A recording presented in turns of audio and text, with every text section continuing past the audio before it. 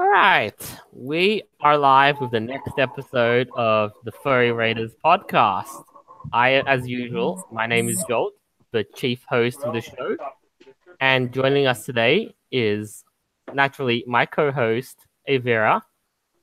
Hello, everybody. Hope you're having an awesome night. Joining us as well, Beowulf. Welcome back. Yes, indeed, the jackal of all trades returns. Granted, I am master of none, but I at least have my hand in a little bit of everything. Awesome. And today with us, we have two first-timers on the show. Please introduce yourselves and state a little fun fact about yourselves. We'll start with you, Douglas Terabyte. Yes, hi. Douglas Terabyte. Hi, nice to meet you. Never been on a stream. No, we're good though. You'll get the hang of it. No time at Yeah, all. sorry, I'm a little nervous. Yeah, it's all good. Do you have any hobbies or interests or anything? Well, not.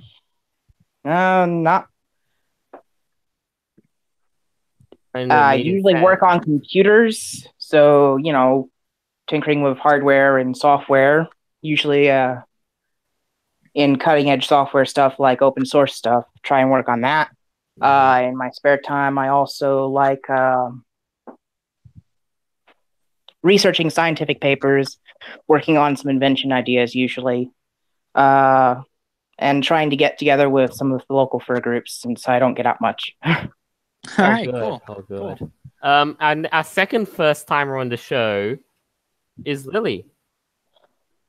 Come in. Hi, this is Lily. I am just pretty much a wolf who makes sounds out of things made of wood and strings, and drive a vehicle for a living. That's cool. Not just any vehicle, though. I mean, it's a big one, isn't she? Yes, she's actually on the Break road. Break 19, right I drive a truck. Yep. Awesome. So, shall we get started then? Our first item of the day is a little topic known as the top 9 furries in video games, in fighting games, which of course some of you may or may not agree with what's in it. Oh my goodness. Oh yeah. You look at that front. I loved all the bloody roar stuff. They have all the bloody roars. I mean, I could understand that as furries, but if I remember from the backstory, they didn't choose to be that way, and that kind of cancels out their criteria.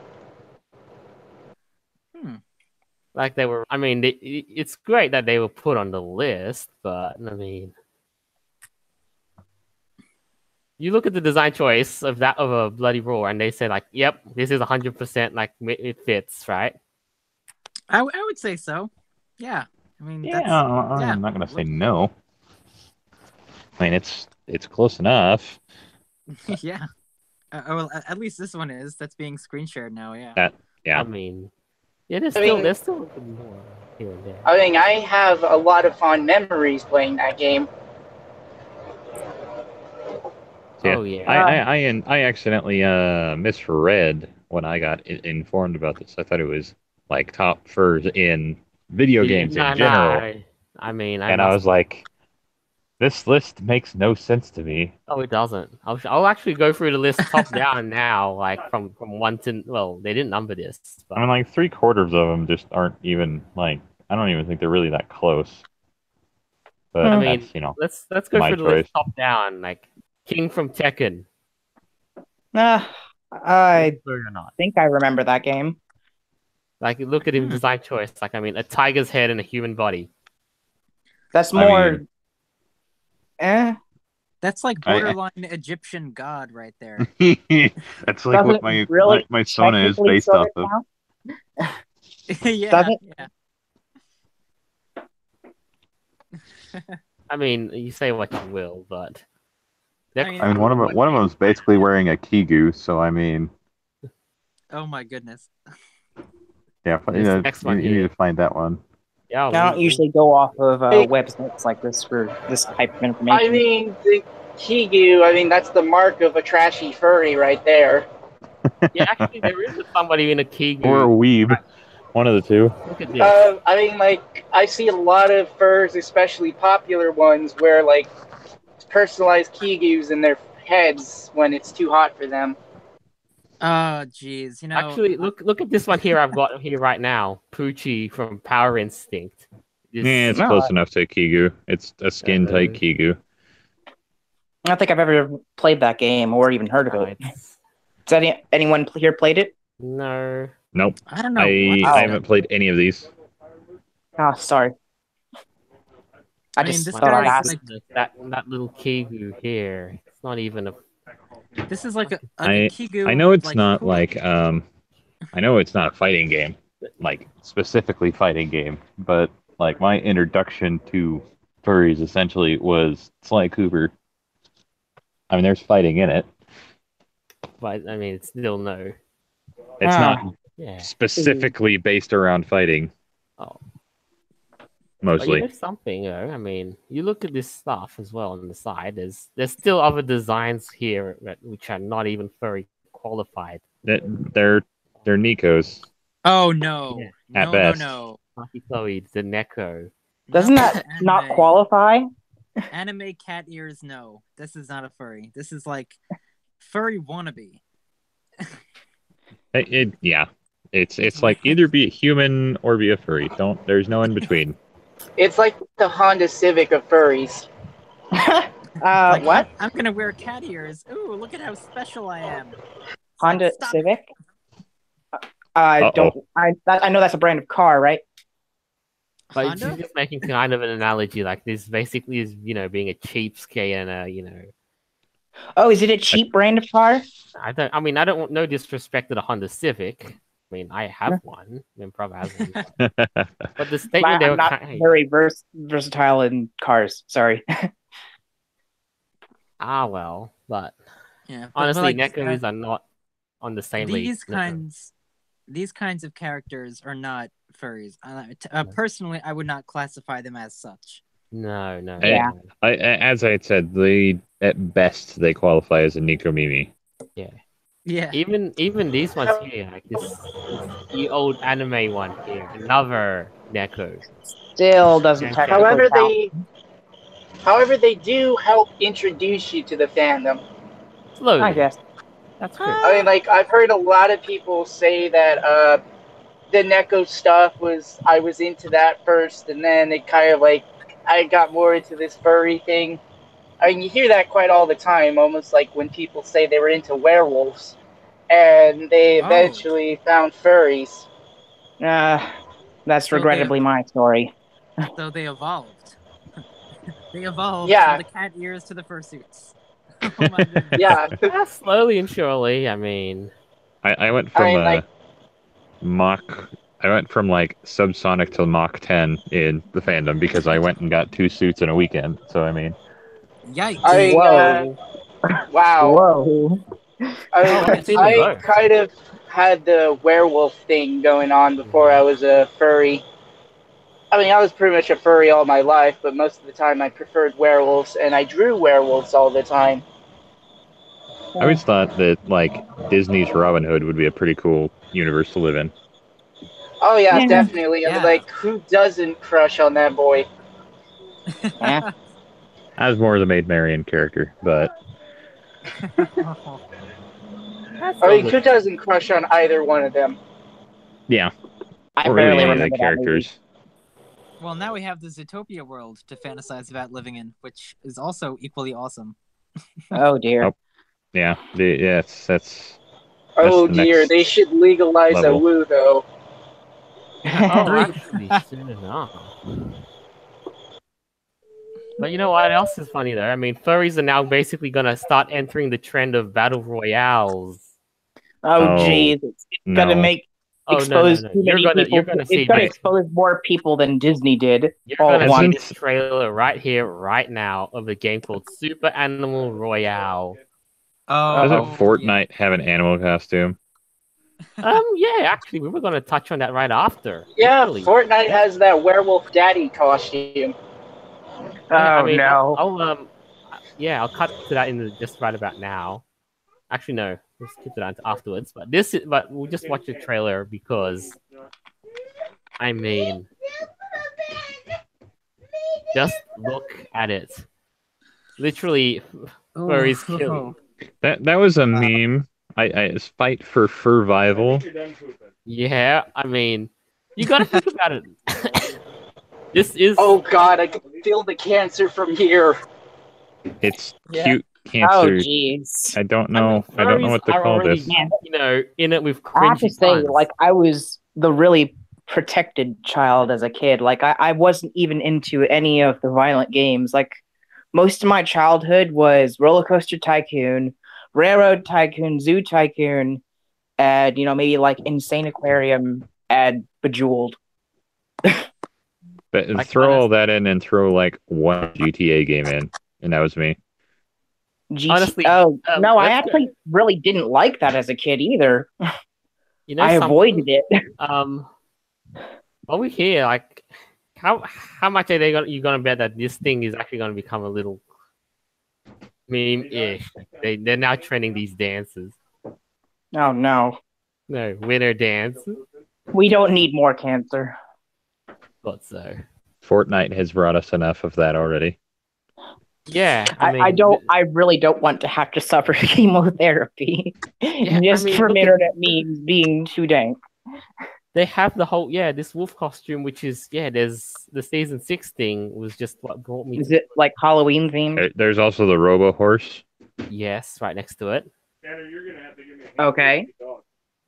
And well, I mean, it's like I did. Thankfully, I actually spared you from reading the comment section of the tweet that Fortnite made, like with the wolf character being on the front page of the season 6 that they tweeted. And I bet you could imagine how that's gonna go down, right? Oh, Fortnite, why are you appealing to the furries? This is gonna be bad, all at once. Yeah, and then we were all like,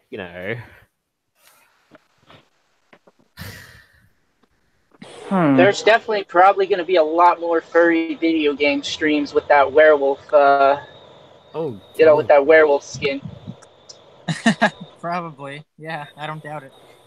Let's see. Was there anything furry, even vaguely related, that I, video game wise, played as a kid? Trying to remember. I played Ratchet and Clank, and Ratchet was pretty cute. I mean, cool. You had a soft spot for Ratchet, didn't you?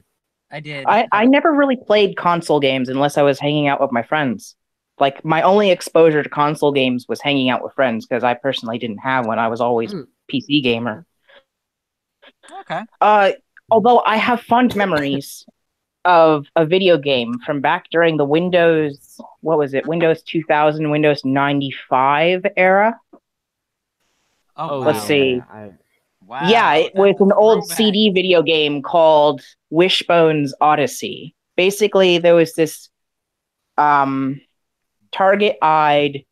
rat terrier type dog, and he was a talking dog, and he had a library and some machine that allowed him to go into books. And he got trapped in the Odyssey and got to play as Odysseus. And then you had to play as him. Oh, that's cool. That's cool. Yeah, but the game, the disc got scratched, and I can't even run it anymore because it's Windows 95 software. Ah, bummer. All right, so but I remember that game really fondly. It was really nice. So I'll read some of the comments that I've been getting here on the show as well. On the live comments, SDX Darker says, also the new season for Fortnite is good, and God, the porn that will flood us because of that werewolf outfit. I don't think I'll be able to access the comment section through this method of calling here. So if anyone don't worry, I'll read them all out. Me? Don't worry, I'll read them all out. Oh, thanks. Yeah. I'm on the comments as well. I'm typing some stuff. This is quite entertaining. Yeah. Hello, everyone. Don't worry. Yeah, it is. Hi, everybody. The comment next, Daniel Engrid says, if you played Bejeweled as a kid, I don't know if you're old enough to be on the internet. Yeah, I was actually, like, protected by my parents, quotations protected from the internet for most of my growing up. Like, half of my teenage years, I was kept away from the internet. Like, I remember getting Portal 2 from my dad as a birthday gift, and it had DRM requiring me to install Steam. And my computer could not run Steam for the reason that it had no Ethernet connection nor Wi-Fi capability. So I was literally Portal 2 unable to run because Steam wouldn't install. Anyway, it sucked. So, my grandparents were kind of the same way with me. I mean, they kind of always told me to stay away from chat rooms, and I didn't start going into chat rooms till about like college. I didn't really start having an online presence since college. Of course, in my teenage years, I started playing with violent games, but before that, I mean, like, fighting games were the only things I really liked. I always avoided shooters. Same. I was more of a racing game type of person. I really liked Half-Life, though, once I was actually able to play it. I was definitely a tycoon kid. I love tycoons. Granted, they all seemed entirely too easy to me. I love Roller I'll go back Coaster now Tycoon. and play those games, and oh, sorry for interrupting. That's all good. I think, shall we push through the next kind of topic as an idea? I think we could. The first segment passed. All right, so what's next? What's next? I know some of you guys wouldn't like what's just happened because Cards Against Humanity has decided to get woke, so to speak, by telling people to vote for a certain party. It's the worst possible thing you can do. Blindly vote for someone. It's not that. I mean, they're basically just they're pushing it without even explaining it out. Yes. I mean, it's like campaigning, but like there's no licenses involved. It's propaganda. Infotainment. Or what is it called when they mix commercials and movies or media together? It's horrible. That term. You know what I mean? Does anyone have that word? Product placement? PSAs? It's when you combine a commercial with the actual TV show so that there's no need to have commercials anymore. It's just like the TV show itself has the commercials embedded in it. Yeah, basically product placement or PSAs. Like subliminal. Or Saturday morning cartoons of the 80s. Oh, yeah. I guess. I think it was called infotainment. Maybe. Yeah. But yeah, basically that's leaked into the real world now. And political. The worst possible combination you could imagine. Cards Against Humanity have just basically done both. Good thing there's online versions. Well, I mean, Cards Against Humanity is dumb. Like, I think the owners are legitimately retarded. No, I think this is actually a very this is a strategic marketing strategy. Tactic. You know, this is not a tactic. I mean, like they don't actually care about your. They went and bought a chunk of like the Texas border and are like, this will stop the wall. Yeah, that's retarded. They're jumping on the bandwagon of leftism. That's all they're doing. They just want. That's exactly it. I mean, they want to pander to people. Well, to me, it would be like they're basically isolating their own, like player base to some degree. They want. Oh, they are. Absolutely, they are. They are. I mean, like I probably won't ever actually buy a deck of Cards Against Humanity. No, I would not buy not this one though. And you know what's so funny? No, I just let my friends take the blow of buying the deck. I mean, I have Cards Against Humanity style cards, like some of the Furry created ones. But those are like the only ones I have. Yeah. Now, originally, I remember when I used to hang out. Humanity. Oh, sorry. Cards Against Humanity. Originally, they just made fun of everyone. This was just an adult game for shits and giggles, and it was not supposed to be anything. It was literally to see who was the worst person. Yeah, it was exactly. like George Carlin, the game. But now it's like, why are they jumping on this whole political bandwagon? That's just going to divide people even more. I mean, if they did do something political, then they should make fun of both sides equally, as they always used to do. I mean, wouldn't comedy that make sense? Shouldn't be blocked. Like, when you censor comedy, people stop laughing, and when people can't laugh anymore, they become the current left. Yeah, there's nothing funny about making fun of half of the population of America because you think that they're some kind of a racist bumpkin. You know, that's not okay. Comedy's supposed to be for everyone. When you make it so that you can't, make a joke at a certain group of people, it doesn't matter who it is.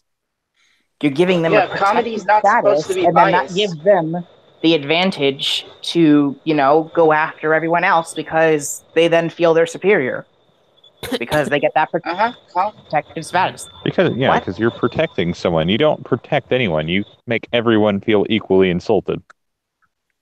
Yeah, and then laugh at the insult. If you can laugh at yourself, then you can learn how to be a better person.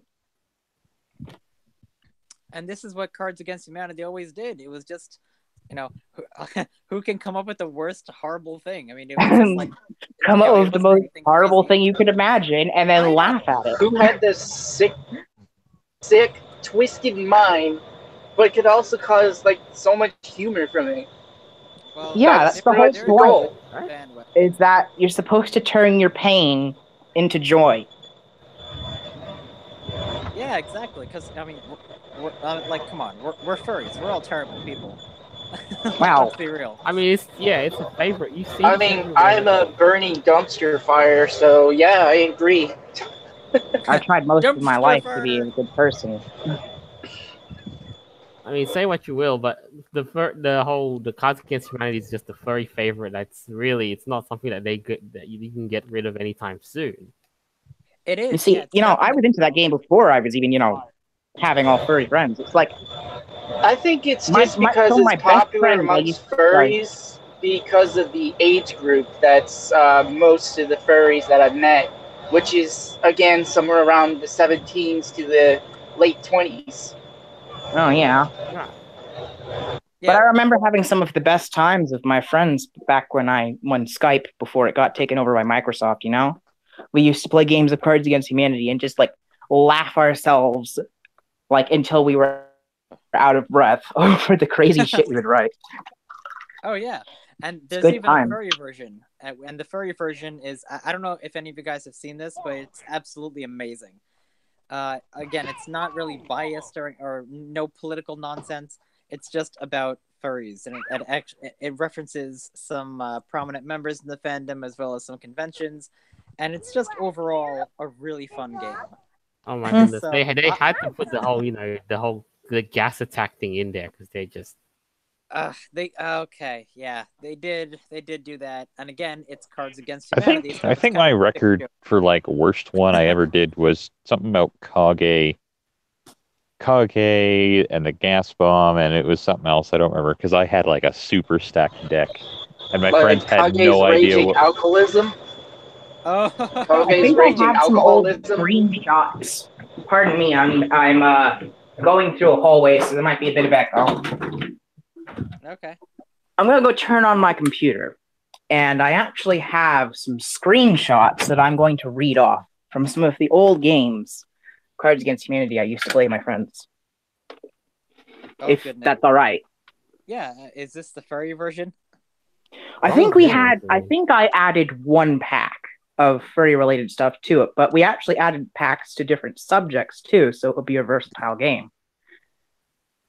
Right, so I mean, this is what Cards Against Humanity was supposed to be about, but now they've jumped on the political bandwagon of pandering to the left. Pack, but I read the comment section in that video, and they're basically laughing at how Cards Against Humanity have just become so self-aware that they've become.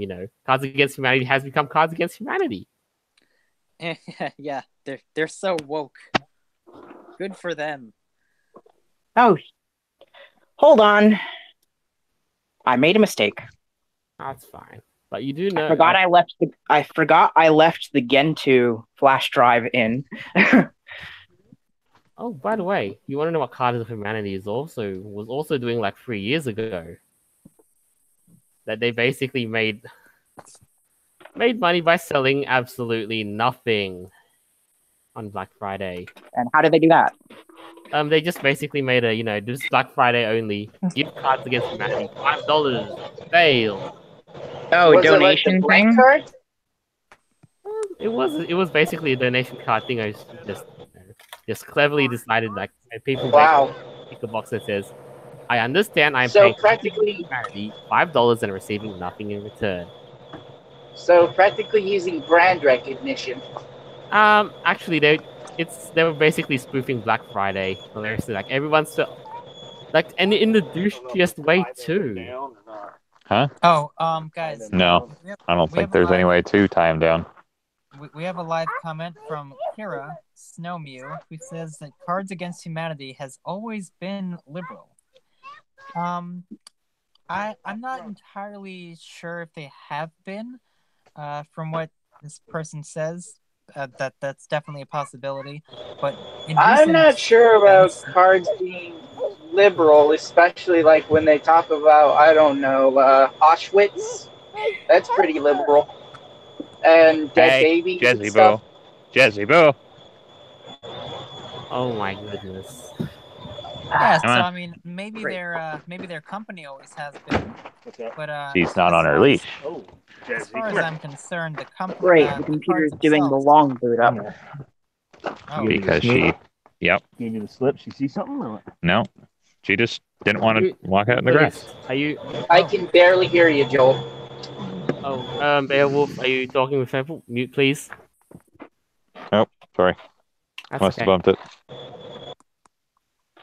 Well, aside from all that, though, I mean, you kind of have to agree that yes, Cards Against Humanity is just a bunch of written by douchey people just being douches, just because they can. Well, I think their brand's probably indestructible, like everyone. I mean, you have to everyone consider thinks their that, brand's indestructible. Like, when a game or something becomes such a part of culture that people make a million permutations of it, like think of how classic chess is, or checkers, or even like Scrabble. Mm-hmm. When a game becomes so widely entrenched in a culture, it's no longer the person who made its game. It's the culture's game, and people can interpret it however they wish. Now, at that point, the company who made that game, they shouldn't be, controlling the game or, using it like that. It's become everyone's game instead of, just the company's, because it's just everyone has made their own version, If that makes sense? Yeah, I see what you're getting at, though. I mean, like it's become such a popular game that why are they, trying to push this on the people who play the game when the people who play the game are the ones who made the game it is what it is now? Well, like I said, it's they're jumping on the political bandwagon for the midterms. This is specifically called like the midterm pack, so they're leaning towards a particular direction in an attempt to, I guess, I don't know, change people's opinions, maybe, if possible. That's not going to work really well, except for the people who aren't thinking much.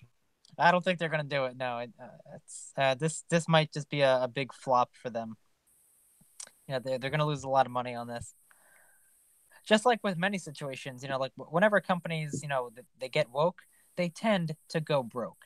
So perhaps they can learn a lesson from that. Haven't there been like 12 or 13 game developers that's happened to so far? Oh, yeah. Yeah, I could think of a couple examples, maybe. It's kind of one of those things that you have to be very careful about how you do it, and not be blatantly obvious about it, unless you're a mega corporation like EA. Exactly. Like EA in Battlefield 5. So many people, EA is so big, they don't care. But I really hope EA goes bust, because they've ruined a number of my favorite games. So many games. Oh yes. Speaking of, I really, really miss SimCity 4 Deluxe. That was great. That was the last good SimCity game. Yep. The last good one. Completely agree. Now City Skylines taken over. Yep. Which it rightfully deserves to. At least it carries on the whole idea in memory. Sort of like how BioShock carried on the idea of System Shock when, Irrational Games got shut down or something. Yeah. But all right, finally got the computer to turn on. I'm gonna find those screenshots. Sorry for interrupting you. No, all the same time though, I did want to stress as well. Sometime we did used to play, like on the rare occasion, Cards Against Humanity using online simulators while we had voice chat. So, I mean, yeah, those are still good, right? Just to play cards without supporting the developers. Infuriated about what they've done. Why not just use a simulator? Yeah. Yeah. I mean, you still get a lot of the cards and none of the whole, without even having to put a dime in their pocket. I had this old friend of mine. I still talk to him every once in a while.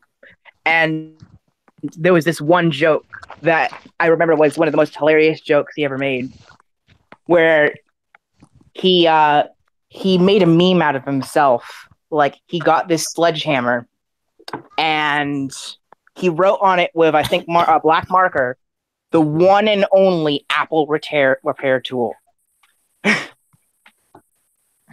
It was great. What? Anyway. Sorry, off topic. It's fine. We'll see about the whole Sorry. Just trying to I think of something while I try and find this. But there's no... I think we're almost done with this part of this segment. Yeah, all right. We're about to segue to the next kind of topic here, which, I mean, I know you know a lot about this one, Douglas. All right, sure. Because this is the, this chaos that's been happening in Linux. Oh, jeez. Oh, yeah. I mean, first they implement a code of conduct that... Sorry, I couldn't find those screenshots ahead, in time. So I guess I'll move on to the next subject then. What's that? I mean, the code of conduct for Linux just basically says, in the interest of fostering an open and welcoming environment, we as contributors and maintainers pledge to making participation in our project and our community a harassment-free experience for everyone, regardless of age, body size, disability, ethnicity, sex characteristics, gender identity and expression, level of experience, education, socioeconomic status, nationality, personal appearance, race, religion, or sexual identity and orientation. All of things that shouldn't matter in the first place or even be written in the code of conduct, because it doesn't matter who writes the code, it matters the quality of the code. Especially in an environment, it's true in an environment like exactly. Linux, yes. Exactly. Yeah, I was looking into this as well, and it really struck me as very strange because Linux is an open source platform where people can write their own codes, and it doesn't matter where it came from. You could be a woman, gay, black, straight, a white, cis male. It already didn't matter where it came from, but we're going to make sure that everyone knows that it has to come from somewhere, and that person has to be freaking put on a throne or something. And yeah, I think this is pretty much like the... Go ahead. This is virtue signaling. That's all it is. It's an injection of identity politics directly into the code conduct to destabilize the Linux community. And really, it's a front for attacking... I mean, consider that Linux runs most of the internet. All of the servers and the supercomputers mostly run Linux kernel just to keep the internet stable. All of the Android smartphones run Linux as a base kernel that's modified into the Android kernel.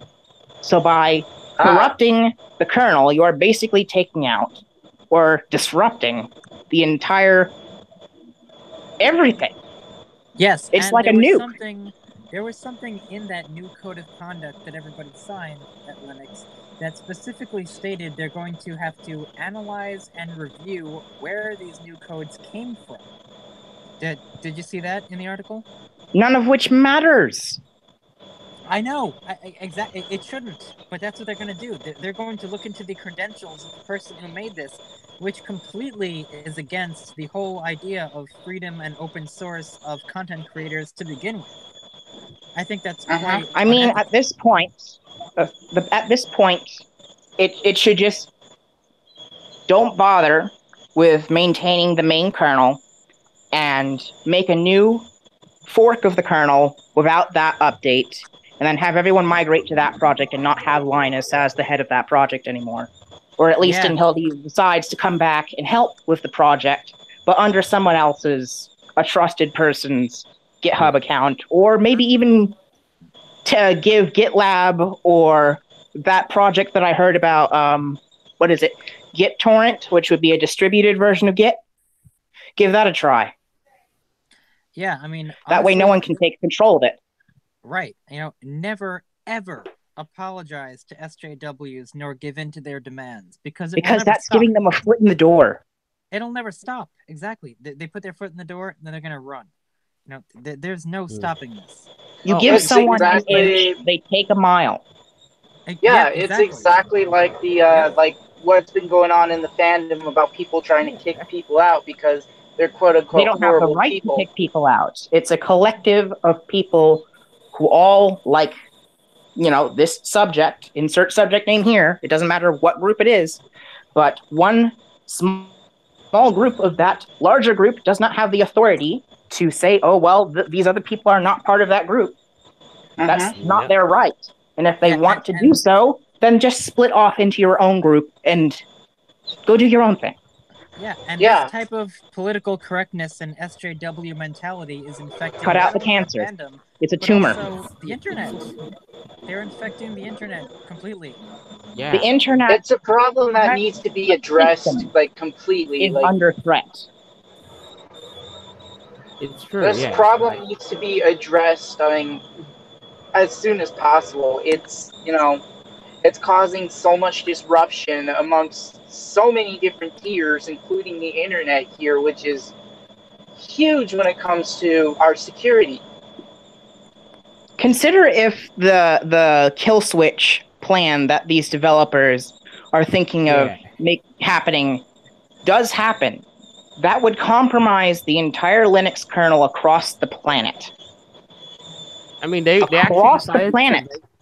It's one of those things that just imagine what would happen if, they put in a kill switch, quote unquote, and someone finds that who wants to disrupt stuff, throws the kill switch. Well, that's not what they're injecting into the kernel. What they're saying is that under the GNU license version 2, there is no written clause that they can't rescind the license of their code.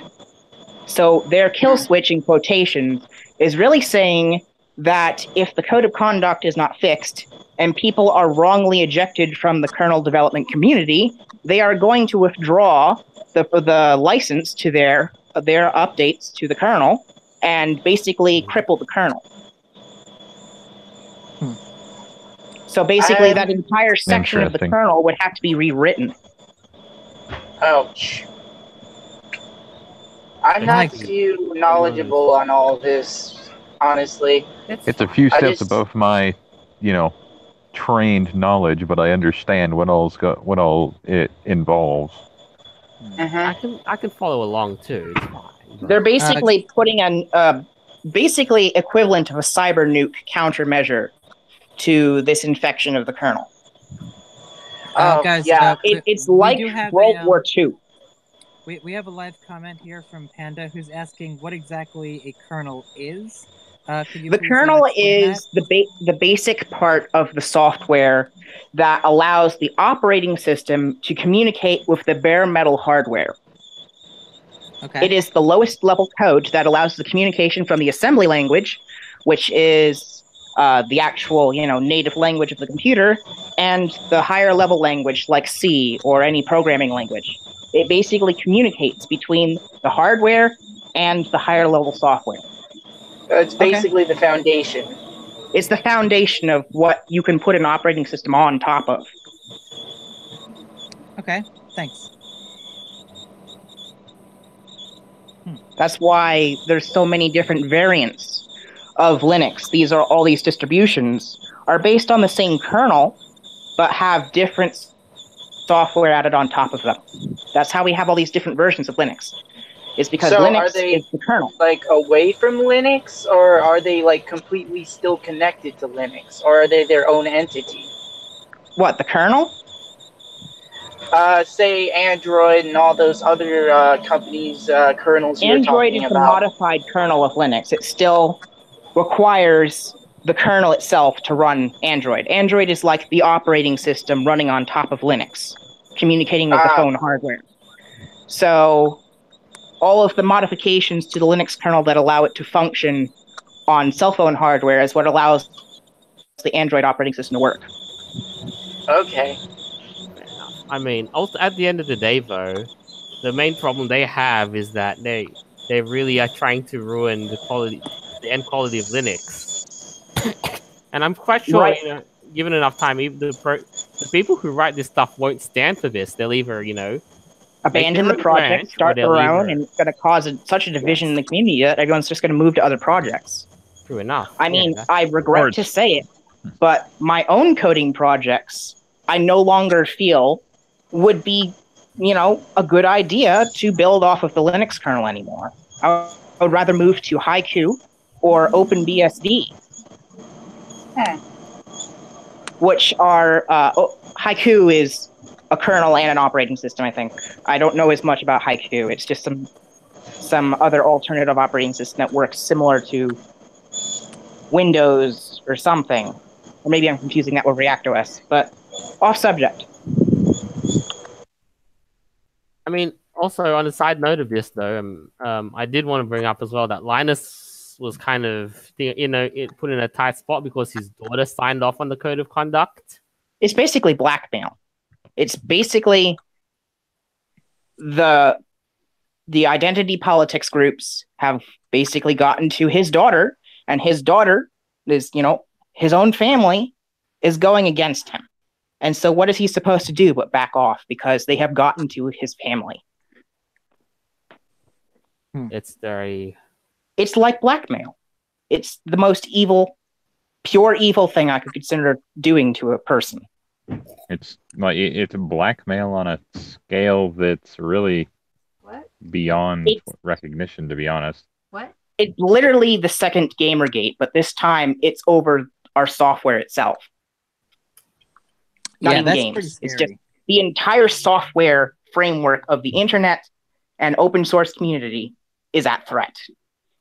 This is, if Gamergate was World War I, Linuxgate is World War II.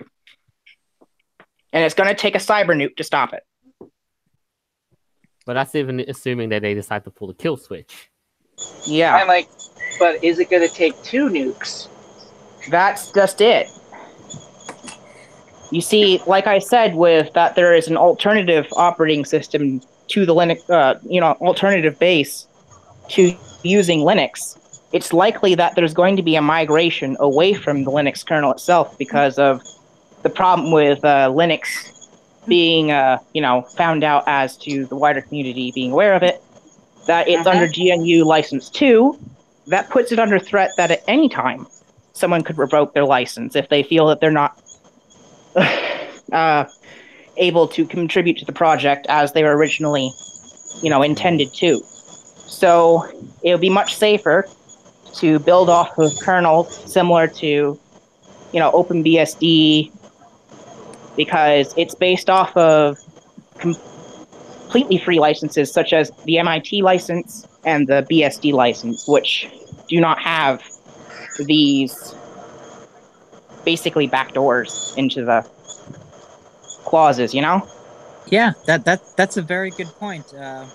That's a very good point. Whenever there's a problem in one facet, people will typically go to another just naturally. They'll just migrate and eventually build upon. And it really sucks too, because you have to consider that, Steam and Valve went through all of the effort to get Proton and almost all Steam games running natively on Linux. And they just got the whole Proton thing going. And now this happens when, Linux was all set up to become a regular operating system for the everyday computer. It was all set to actually take Windows off of the market dominance. But ultimately, it was just starting to gain steam. Yeah. To make a pun, it was just starting to gain steam. Oh, but yeah, you do agree. It's one of those anti-competitive measures because yeah, Windows. And it almost seems like this was the whole identity politics attack against the kernel is actually a front for some other more ulterior motive to take out the opposition. Yeah. Some of their reasons were it was like about being transphobic and anti-gay and all that nonsense. It's just a lot of baloney, though. Like, it's just code. I mean, pardon me, Ken. That screeching is back. Is that for me? Thank you. It's okay. But yeah, you can probably pop in when you can, but it's no real problem. It's just. I hope I was able to, give enough on the subject. And it's fine though. But speaking of as of this right now, though, we'll just read a few more live comments. Sure. Okay, let's see.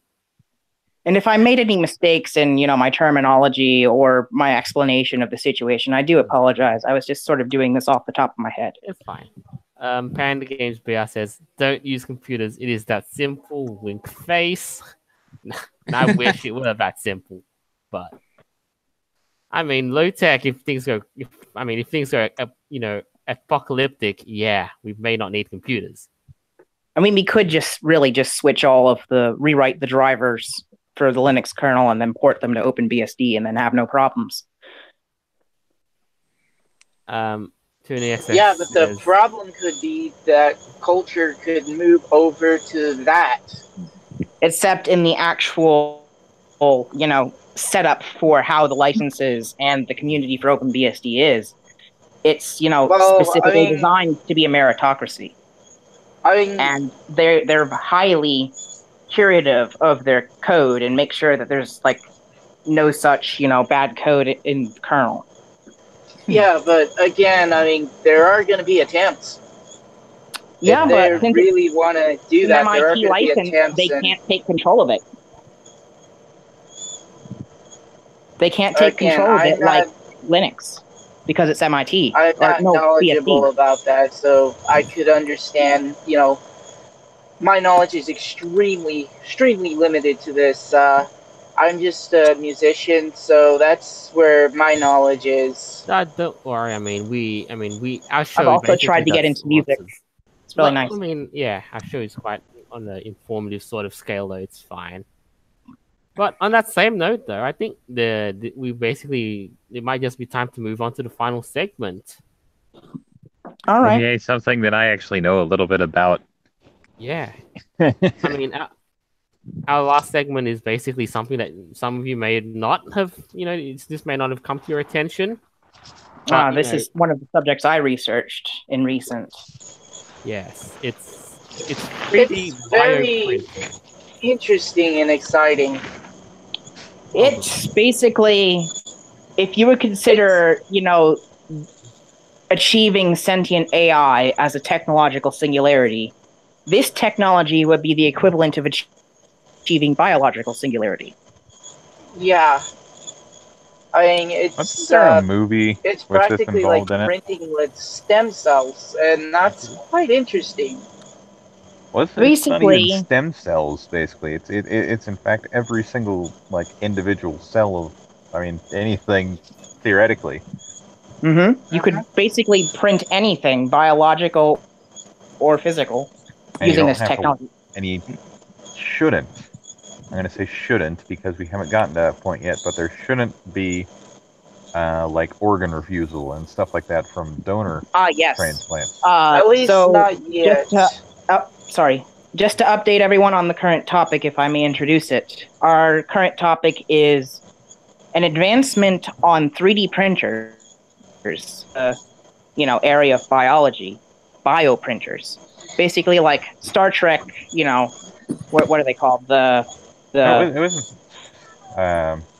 There was a movie with Sorry, this. my brain went flat for a moment. Yeah. What do they call the thing that they used to make anything they wanted on the Star Trek ships? Replicators? Yes, basically, we've invented a real-world equivalent of that, except you don't need to just directly convert energy into matter. Basically, you could take any, culture of cells and make a whole organism out of it. Well, here's where I was going with this. I was wondering if, because in recent years, when it came to 3D printers, we've had a lot of success in this type of technology. So, for instance, if you bring your dog to a vet and he's only like a year old, but he needs like a gallbladder transaction or transfusion or something. All right, so he needs a transplant for a bad gallbladder. Yeah. You could take a culture of that dog's stem cells and then grow it in a stable environment and then introduce the protein markers that would allow that organ to grow into a gallbladder and then transplant that gallbladder into the dog, and it would be a new functional gallbladder that is genetically identical to the original dog, so there would be no rejection syndrome. Yeah. And because the immune system recognizes it as its own parts. Right. Well, I'm saying you could do this with any organ for any of your dogs or cats. And that could also expand to humans, too. It would mean that organ donation would no longer be a necessary thing. It means that you could then take the stem cells from anyone and make a new copy of an organ for them. Let's say they had a bad kicker. Even if the organ was damaged with cellular damage like cancer?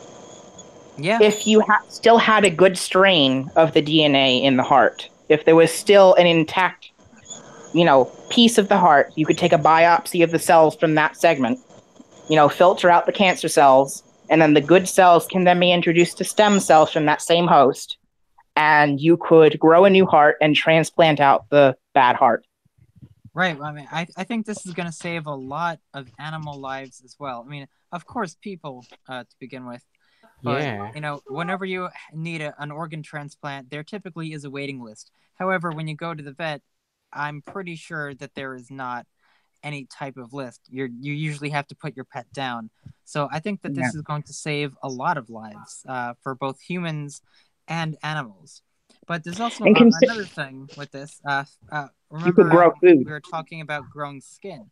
Now imagine if, like, let's say your pet dog gets into a spat with a raccoon and loses an ear. Well, you could... They could grow it back, yeah. Yeah, you possibly could do that.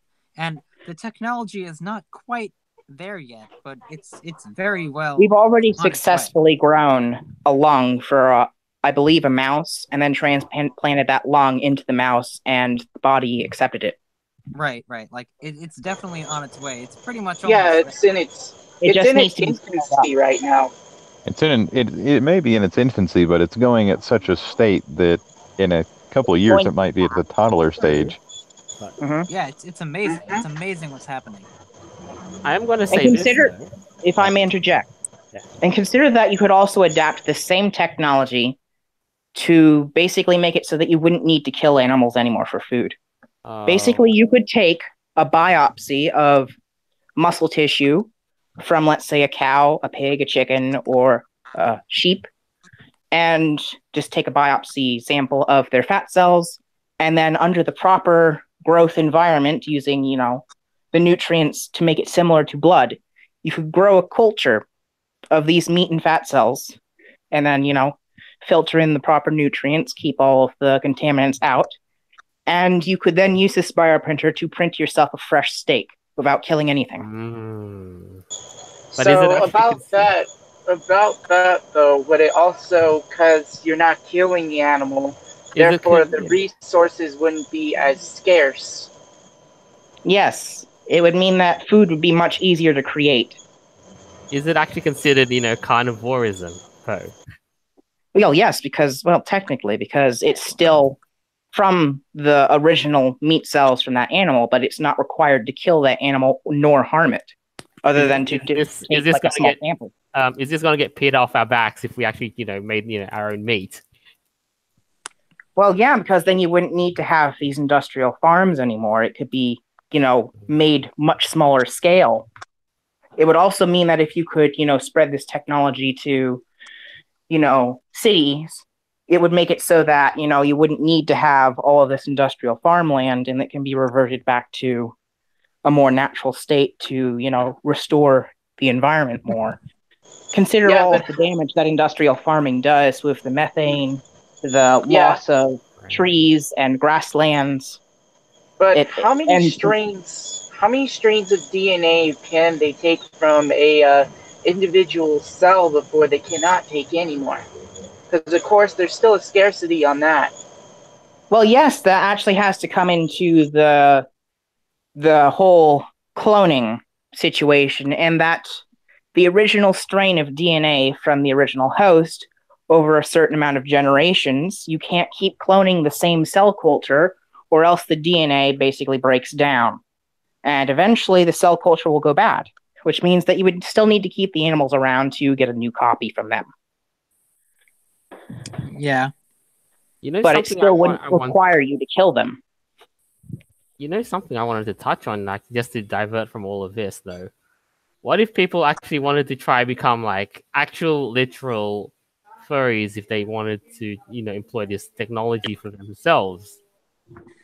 Well, that would be somewhat difficult, but not out of the range of this technology, and it would be very risky. It could have positive benefits and a lot of negative benefits. It'd be very similar to the risk of transgendered individuals. Oh! Yeah, I mean, this is what I've shared is basically, Because, again, even though they do, try to look like a furry, I mean, me being myself, I am a transgendered individual, but, as I was saying, I digress, me being them being a furry, wanting to be a furry, however, their genetic makeup is still human. And that would be going into the level of genetically modifying someone, and you would have to be careful not to also induce spread of bad traits, in the same sense that, well, you know how in certain animals, certain, conditions or diseases can exist in those animals, but do not exist in humans because of incompatible biology. Mm-hmm. If you were to make the human body compatible with that biology, that opens the door to the positives and the negatives. I would rather just wear my fursuit instead of being like the literal furry master race. I mean, if done very, very carefully, it could be possible and possibly beneficial, because when you consider that the human genome over the thousands of years that we've been living in a farm society has degraded, because we've no longer needed our hunter-gatherer genes, it could be beneficial if done on the small scale and over a slow period of time to introduce new strains of genes. But how about also the social acceptance into these new type of individuals? Oh, no. The only way that could be achieved is if it was done slowly over a course of generations. I think there's something of a line where we need to make an entire podcast about that alone. All right. It's true. We kind of went way off the tangent right there. Because the 3D printers, the bioprinters, like I said, I know there's a movie about this. I've seen it. I've watched it several times. Do you remember the name? No, that's the problem. I remember like the entire premise of it. It might have just been like a commercial or something saying this is what the future is. I don't know, but it's something that these 3D printers, like they say like you have an arterial breach like in your arm or your somewhere in your body. These 3D printers can go and they can take your cells and make a new vein. and they can print them in a fashion on the printer that they can make a new section of vein and then put it in your body. This is like... That would mean that you could cure people with what's the word? What's the word when you have an aneurysm? Yes, they could cure aneurysms. Well, like, no. brain aneurysms are more it's blood because pressure the wall thing. of the vein has become weak, and so it blows up like a balloon and eventually bursts and causes blood, internal bleeding. Now, it also has to deal with a number of other things. Say blood pressure. The wall of that vein was weak. You could basically directly inject stem cells meant to grow into that type of vein to fix it. Yeah. In theory. I mean, the bioprinters are more for, like, externally printing something and then going in with the surgery and replacing somebody, say like prosthetic, like replacement for prosthetics. Yes, right? You could basically get someone a new arm. In theory. Yes. Remember, does anyone remember The Fifth Element? The Fifth Element, the movie. Does anyone remember that? Remember how they were able to take the single hand of the alien entity from earlier in that movie, and they had an advanced bioprinter, and they grew the rest of the body from the genetic template of that hand, and then ended up being Lilu. That's a bioprinter. Yeah. It basically, the bioprinter is just going and laying out stem cells, and then they're programming those stem cells. Programming those stem cells know what to they then are. Grow into the rest of the organism. Well, to change into those specific cells that are needed in that whatever they're building. Like they're building a heart, so you want to program them to be heart muscles or heart cells. You could then, at that level of technology, if you had the ability to create an exact copy or save state of someone's brain, if their body got destroyed, like there was nothing left but a hand, you could grow back their entire body using this bioprinter and then use the previous save state of their body to make the brain back during that exact copy. See, this is where something comes in, where there's like there's the thing of consciousness is the problem. Yeah. Sure, when you make a clone of someone and it's an exact copy, you can never make a perfect exact copy. No. That original version is dead because that exact combination of atoms no longer exists. It's like people who take I think there's a fad of this that as someone supposedly did it already, but take your brain and copy everything onto a computer. If it's one of those things, it's hard to say it because it's not quite necessarily. Is the copy in the computer the real you, or is the copy that's still walking around the real you? Yes. Or are they both the real you, or have they diverged? And if they have diverged, does that mean that they were both originally the real you, or are they now two unique individuals? Because they're going to have their own experiences, but it's one of those things that, say, at some point in the future, they've come up with the ability. Yeah, I know we're going long. Yeah, it's. I mean, I'd love for us to basically. We're going off the tangent again. Yeah. Well, this is one of those things topic. Along with very ambitious 3D printers, something that's going to. Maybe I did want to try something a little bit, but it's. Are there any comments in the comment section? I'll see. Actually, Kiro. Sorry, no. Oh, geez, not Kira. Kira. Good grief. Oh God. Kira said, "When can we have tails?" Oh. That's a good question. That wouldn't be too hard, I guess. I would love to have a tail. That'd be awesome. Yeah. I would love to have a wolf tail. Consider that all you would need to do is, extend your skeleton. Yeah. Extend your skeleton out from the existing tailbone. Yeah. Through initial surgery, and then using a bioprinter to grow the remainder. Right. Yeah. What about the nerve? You know, to connect the nerves to the nerve system. Yeah, we Again, that's not That would necessarily also that be hard. difficult because, well, not really, because you just have to extend the nervous system already existing. And really, all at the end of the spinal column with the tailbone, the nerves are still there. They're just sort of cut or just sort of end. Yeah, they just kind of end there. I mean, you like, could. is the you brain could poke. capable of having another limb? Well, actually, they've done research into that too, and they found that if given new information, the brain eventually learns how to process it. Now, consider that someone had lost their arm and they made a prosthetic that connected to their nerves and made an artificial segment of skin that connected to those nerves.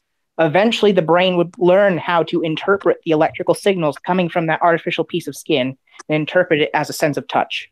Because when the brain is given basically static data, it tries to interpret it until it understands what the data is.